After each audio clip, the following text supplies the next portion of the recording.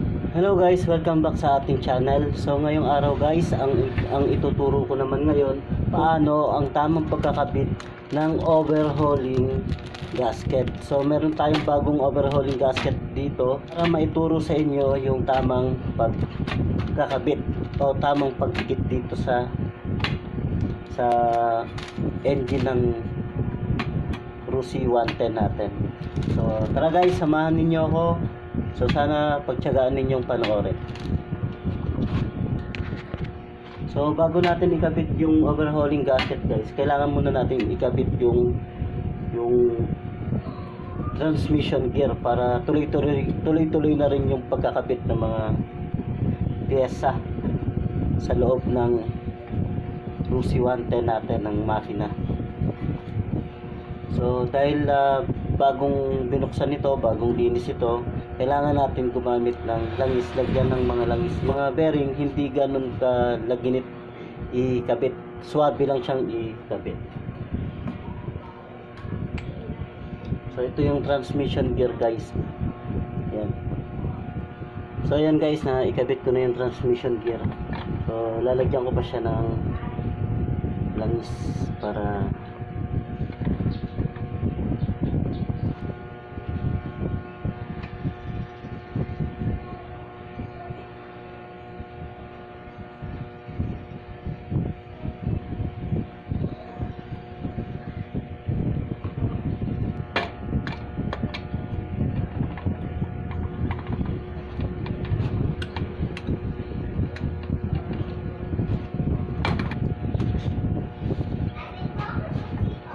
ayan yung sigunyal na ikabit na rin.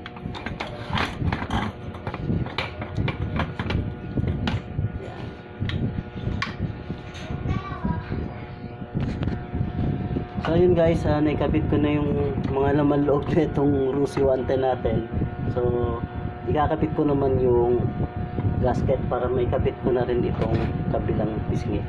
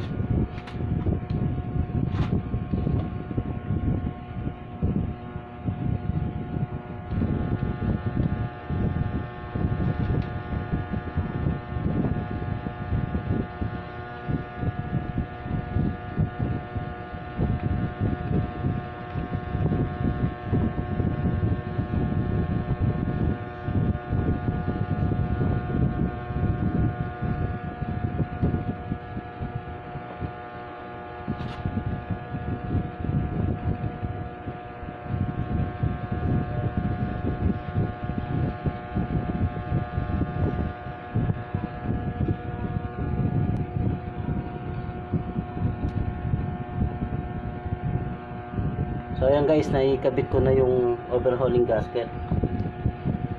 So itong side na to hindi nalalagyan ng pandikit ito.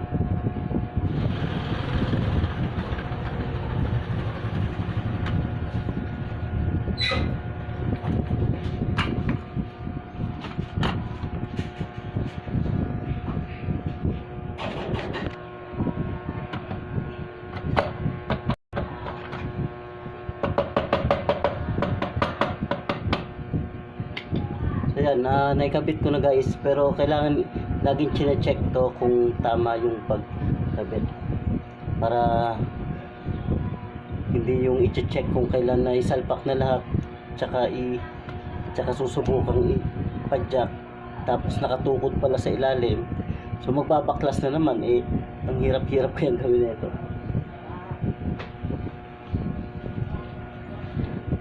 Ayan, pwede naman gumamit lang ng kahit plies lang, pwede na.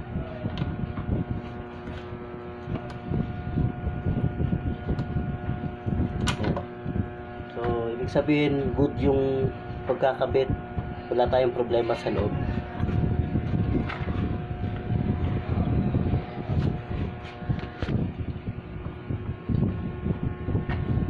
So yan, kailangan ng ikabit yung tornilyo. Mga tornilyo niya.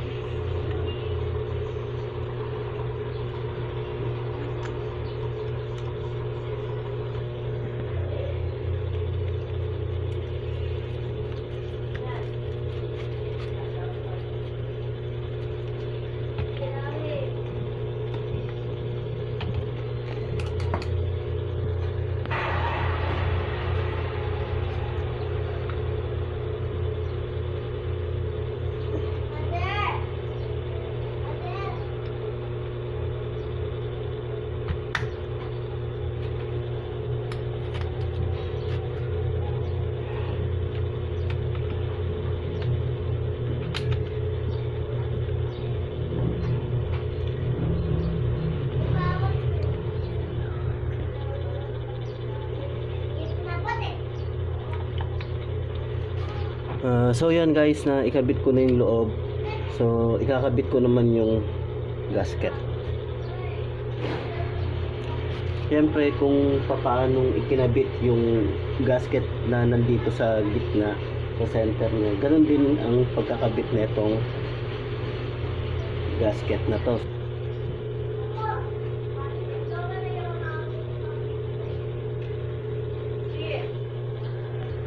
Yan, so nalagyan ko na siya ng pandikit guys.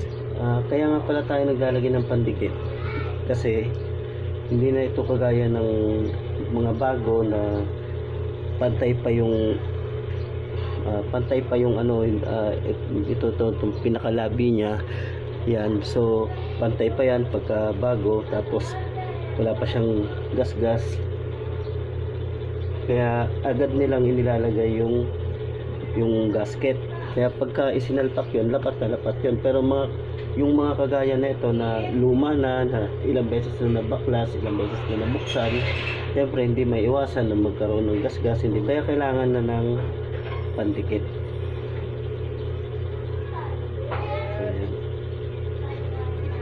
Kaya guys, na ikabit ko na yung gasket, so ikakabit ko naman yung cover niya.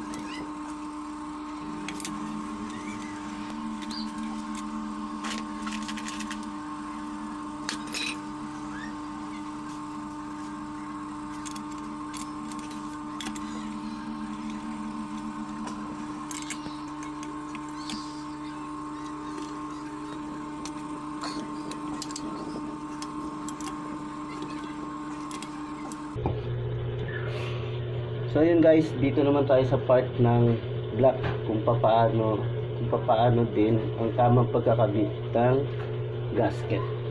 So tulad ng mga nauna kanina, maglalagay tayo ng pandikit dito lang din. Tapos hindi na natin didikitan din yung kabilang side.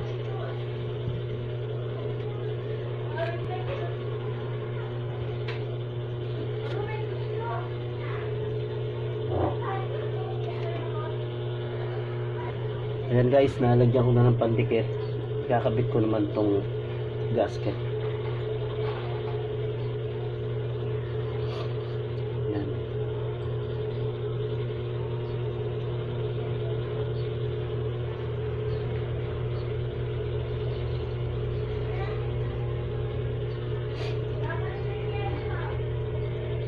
Sa mga bago lang na gustong magka-experience, wag kakalimutan na ito ay may rubber.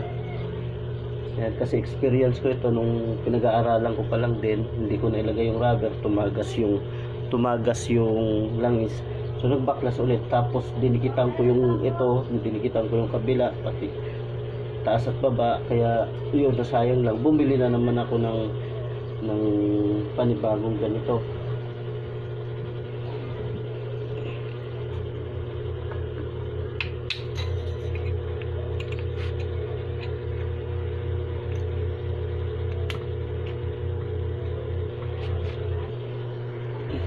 So yan guys, naikabit ko na yung lock niya sa kabila. So ang isusunod ko naman yung block.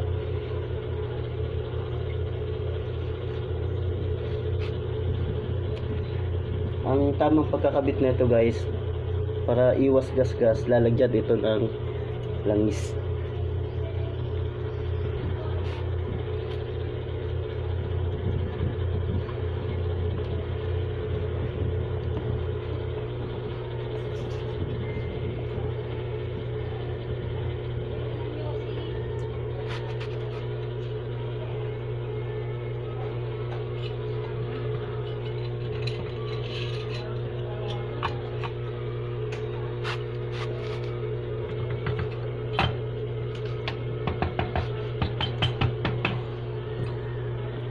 So yun guys, naikabit ko na yung block.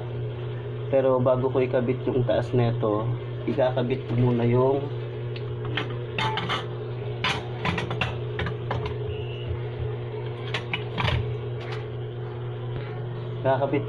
timing chain. Nakalimutan ko rin. Pero hindi naman mahirap ikabit kasi ito pa lang naman yung naisalpak. May lulusot pa naman dito yung timing chain.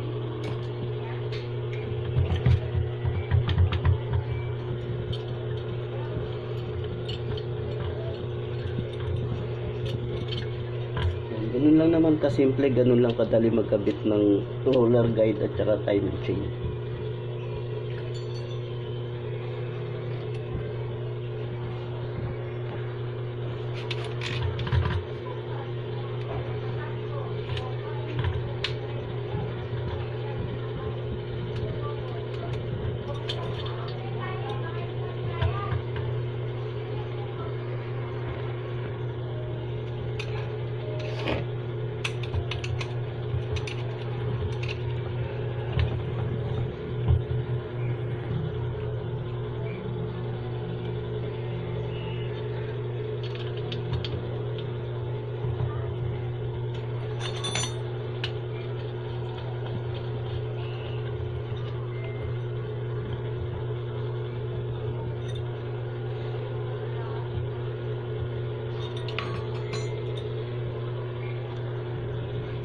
Kung mapapansin nyo guys, wala rin mga oil seal ito.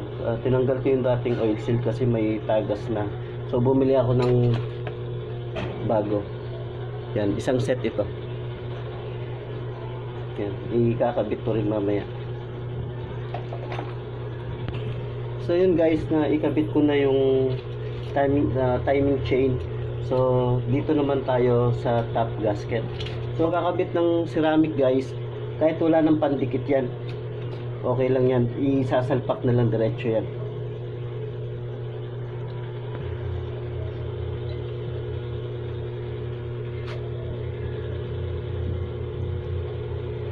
Basta wag ninyong kakalimutan guys yung mga rubber na dapat ikabit dito sa loob ng top gasket.